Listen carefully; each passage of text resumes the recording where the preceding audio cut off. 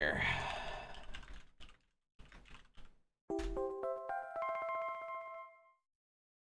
40 months sub to you, so Hakuna Matata ain't no passing craze. It means no worries for the rest of our days. It's our problem-free philosophy, Hakuna Matata. Thank you very much, Hakuna Matata yourself, my boy. Alright, so we're gonna have the Devil May Cry 5 soundtrack. However, we're going to slow it down because this is gonna be a more sultry thing. So about half. There we go. Okay, good. All right, so we'll do it. Sorry, I just really wanted to do it. I knew it would be really fun. Actually, what kind of music do we want? So it's like something like what's good bed music for reading, you think, other than just like atmosphere shit? Like I do normally like the Cry Read stuff was always just atmosphere stuff. We? Oh, we. All right, cool. We bed music. Is there bed music? 75 minutes of relaxing and calming Nintendo music compilation. Yeah, that'll do. Tell me about it. Oh, it's still on half speed. Tell me about it. Hey. Tell me about it. All right, is that volume good? Tell me about it. Okay, awesome.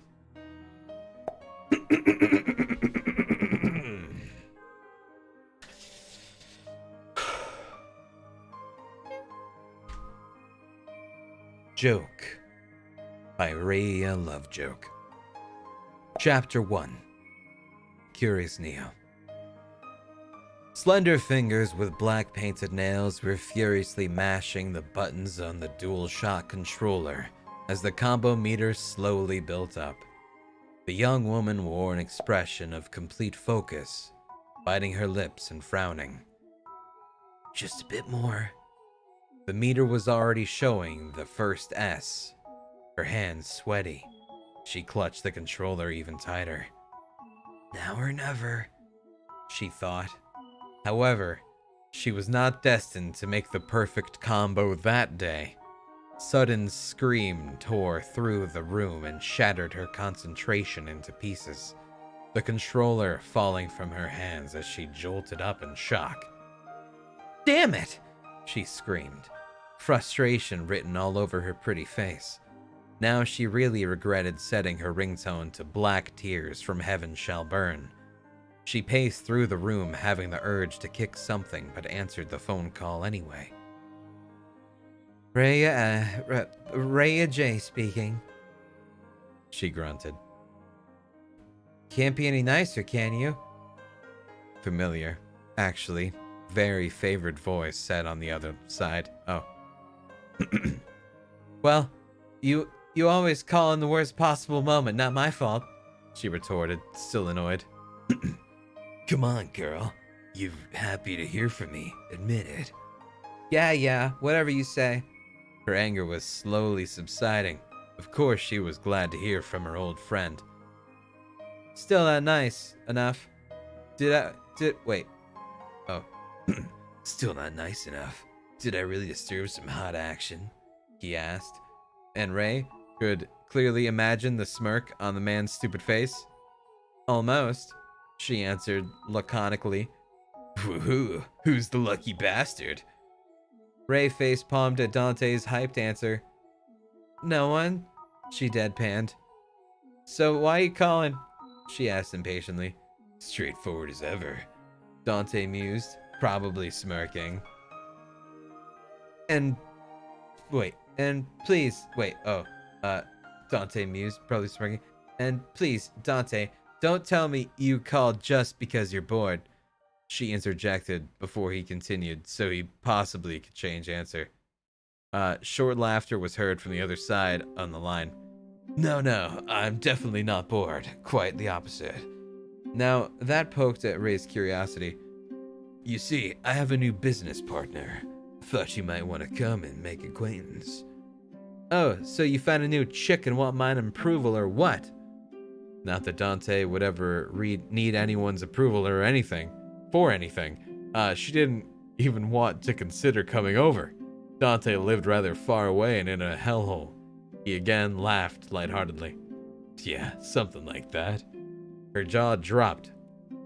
Not good enough to make me go all the way to your shitty place, she retorted, trying to sound almost offended at his reasons for calling. Who knows where he even picked that chick up? Babe, come on. We haven't seen each other for ages. We'll have pizza and beer ready when you come. That was actually true. The petite woman tried to remember when the last time she saw Dante's face was and realized it had been a few months already. Where did the time go? Still not enough, she said firmly. She knew she would go, but why, making it easy for the smartass? It was kind of their ritual to haggle over her visit. You're relentless. Wait. Oh. Is this her or him saying? I think this is him. You're relentless. Ray could clearly see the image of pouting Dante in her mind. Even my sexy body and comfy even my sexy body and comfy bed is not enough. He raised the offer. If she could roll her eyes loud enough so he could hear it over the phone, she would. Anyway, she played along. That might be worth considering. What else you got there, honey? Dante clicked his tongue, lowered his voice to the most seductive tone he could muster. I believe I can offer you the ultimate pleasure you can't find anywhere else. If you can take it, though. He added with a small pause, taunting her. If it were anybody else on the planet saying those words, Ray would probably feel offended, maybe even disgusted. Or maybe she should be blushing like a teen. This was Dante. They played this game dozens of times before, and they knew each other for years. Sounds finally good. See you later then, she answered, purring back. Alright, so are they like old what? Alright. You got me. At Devil May Cry. Dante hung up the phone triumphantly, grinning from ear to ear like a madman.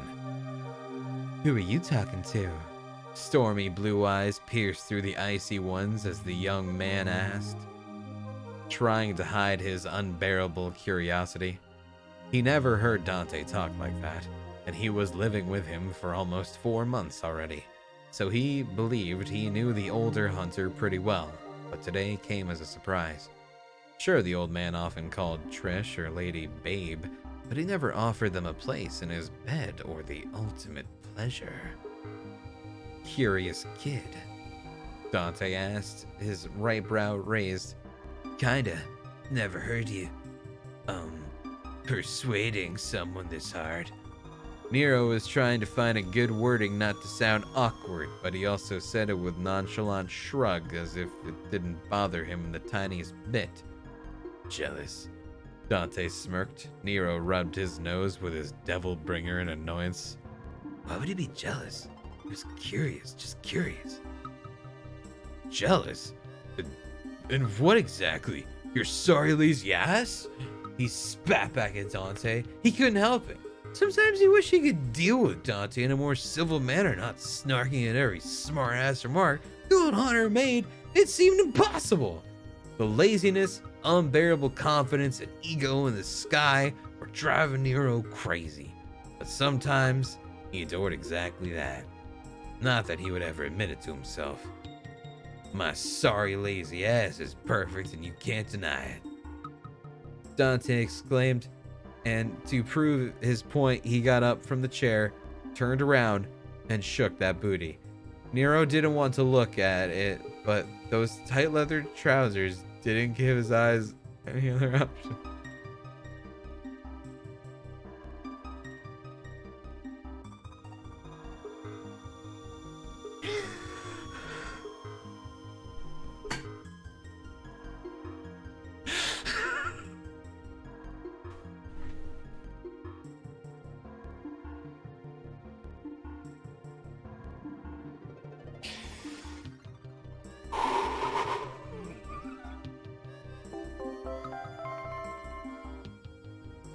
No.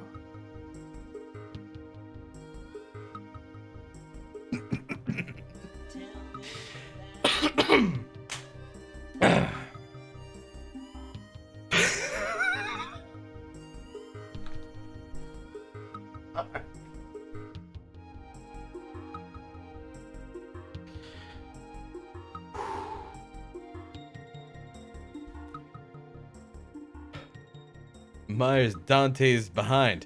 Not just that, though.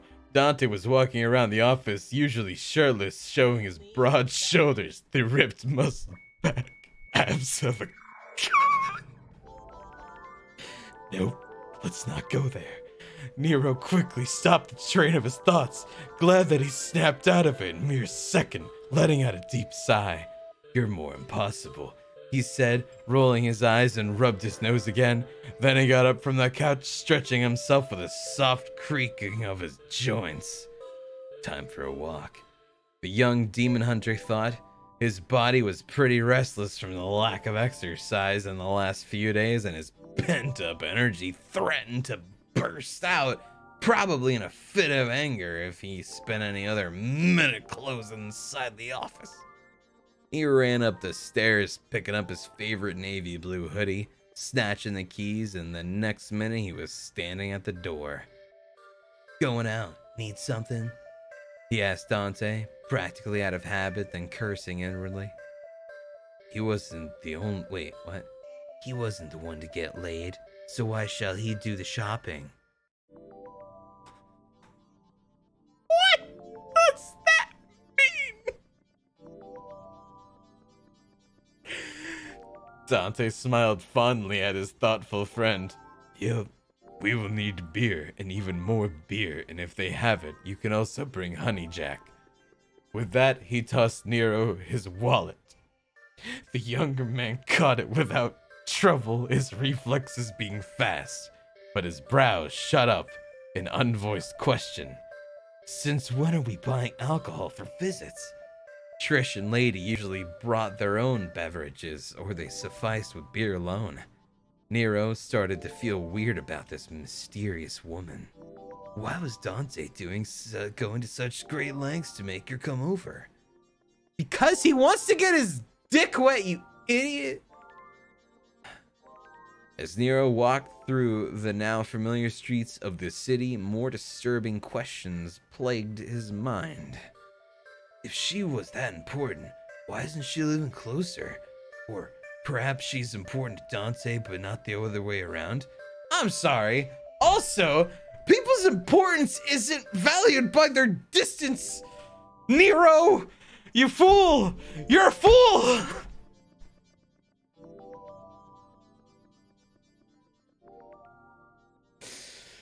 Fuck, where was I? This particular thought made Nero's heart clench with uneasiness. He's almost felt sorry for the older man. Then he scolded himself. You know nothing of the matter, Nero. The old man probably caused the distance himself with his atrocious behavior. Just don't be stupid. He was walking through the empty park, frowning as the phone call was on replay in his mind over and over. Especially the part when Dante practically purred the last answer.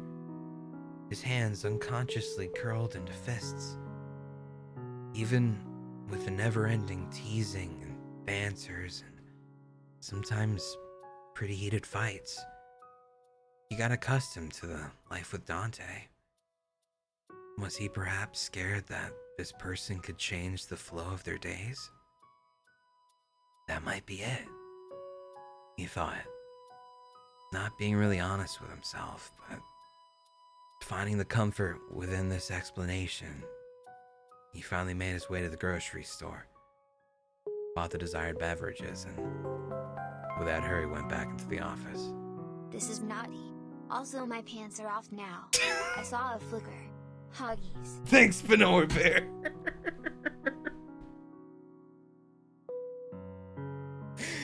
Oh, man.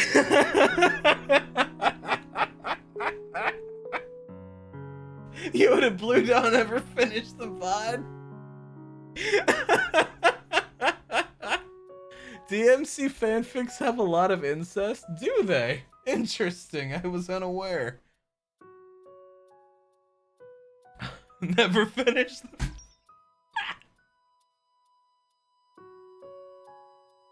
Pull my devil trigger, yeah, dude. I mean, that's what we're all doing. Oh, fuck, man. Oh, shit.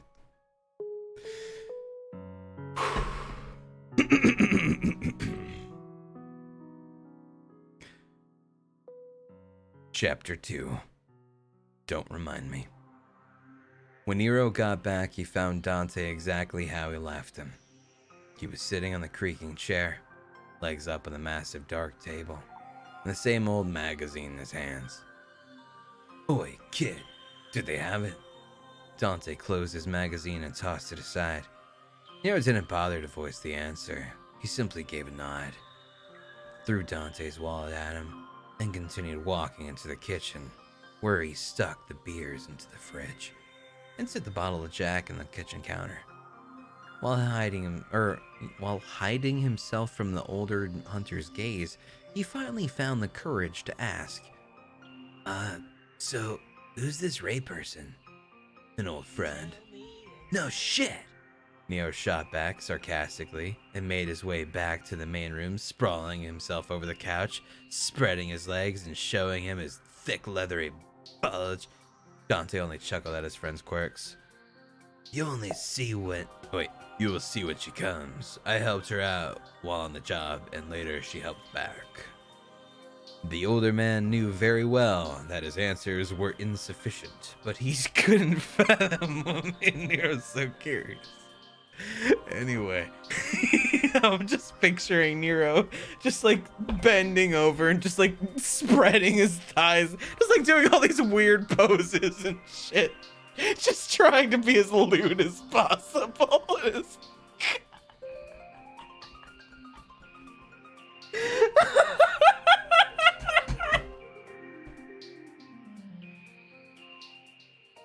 God.